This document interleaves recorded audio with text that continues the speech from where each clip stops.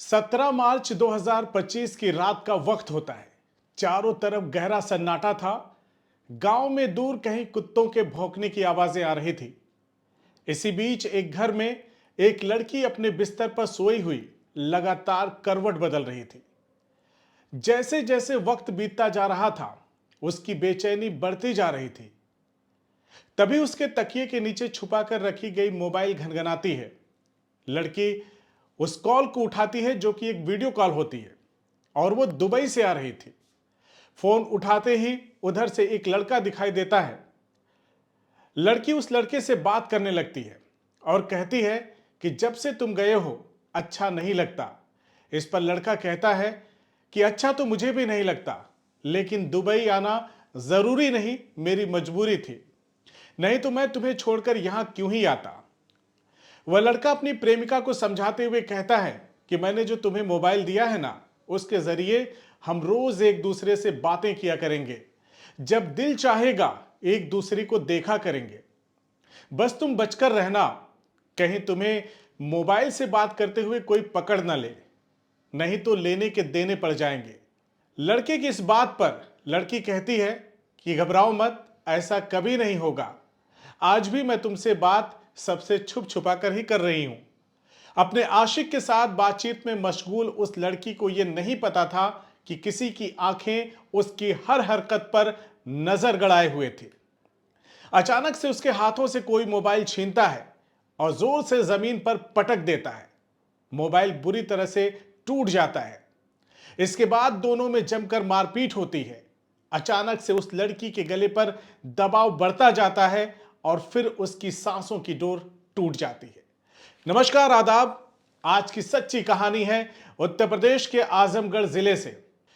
आजमगढ़ जिले के बिलरियागंज थाना क्षेत्र के मदनापार रामपुर गांव के रहने वाले अवधू यादव एक मेहनतकश मजदूर हैं। 20 मार्च 2025 की सुबह वह बिलरियागंज थाने पर जाते हैं और थानेदार को बताते हैं कि साहब, मेरी बेटी का 2 दिनों से कहीं पता नहीं चल रहा है। पुलिस वाले अवधू से उनकी बेटी के बारे में कुछ सवाल पूछते हैं और गुमशुदगी की रिपोर्ट दर्ज करते हुए कहते हैं कि हम उस लड़की का पता लगाने की कोशिश करते हैं और अगर आपको भी उससे जुड़ी कोई सूचना मिलती है तो हमें जरूर बताएं। पुलिस लड़की की तलाश में इधर उधर हाथ पैर मारती है। तभी थानाध्यक्ष के मोबाइल पर एक फोन आता है कि साहब, सड़क किनारे नहर में एक लाश मिली है। पुलिस वाले भागते हुए उस जगह पर पहुंचते हैं जहां पर लाश होती है। पुलिस वाले लाश को देखकर अंदाजा लगाते हैं कि इस लड़की की हत्या की गई होगी। पुलिस वाले लाश की सूचना अवधू यादव को भी देते हैं। वह भागते हुए उस जगह पर पहुंचते हैं जहां लाश बरामद हुई थी। इस पर पुलिस वाले अवधू यादव से कई सवाल पूछते हैं। पुलिस ने मामले की जांच के लिए फॉरेंसिक टीम को भी बुलाया, जिसने मौके से कई सबूत भी इकट्ठा किए। आजमगढ़ पुलिस हर एक एंगल से मामले की जांच कर रही थी।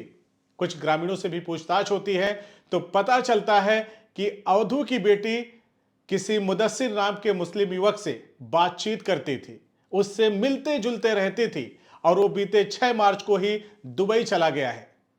पुलिस अपनी जांच का दायरा बढ़ाती है। अनीता के मोबाइल कॉल डिटेल रिकॉर्ड की जाती है तो पुलिस को पता चलता है कि अनीता की आखिरी बातचीत मुदस्सिर से ही हो रही थी। उसके बाद से ही वो गायब थी। पुलिस वालों ने शक के आधार पर अनीता के भाई राजू और बड़ी बहन संगीता से जब कड़ाई से पूछताछ किया तो उनके चेहरे पर हवाइयां उड़ने लगती हैं। पुलिस का शक अब यकीन में बदल चुका था कि कुछ तो गड़बड़ है। इसके बाद पुलिस जब अपनी सख्ती पर आती है तो वो दोनों पुलिस को जो कहानी बताते हैं उसे सुनकर पुलिस वाले भी हैरान रह जाते हैं। फिर खुलता है दुबई वाले वीडियो कॉल का राज। अवधू यादव के 3 बच्चे थे। बड़ी बेटी संगीता, छोटी बेटी अनीता और बेटा राजू। अनीता की उम्र 22 साल थी और वह 3 साल से गांव के ही एक मुस्लिम युवक मुदस्सिर से प्यार करती थी। परिवार को जब इस प्रेम संबंध का पता चला तो उन्होंने इसका कड़ा विरोध किया। समाज और पारिवारिक दबाव के कारण अनीता को कई बार चेतावनी दी गई, लेकिन उसने अपनी प्रेमी से बात करना नहीं छोड़ा।